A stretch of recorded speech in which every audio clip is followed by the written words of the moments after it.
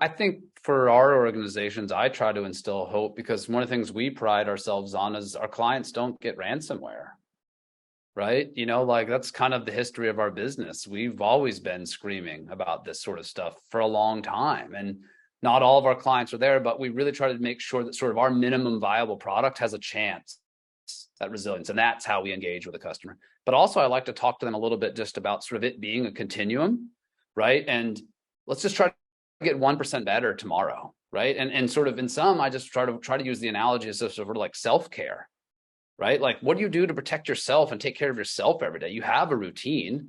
There's products and things that you invest in, whether it's meditating or taking a walk or spending time with your family. Like, what are the things that you do? What's your cadence look like for being resilient as a human?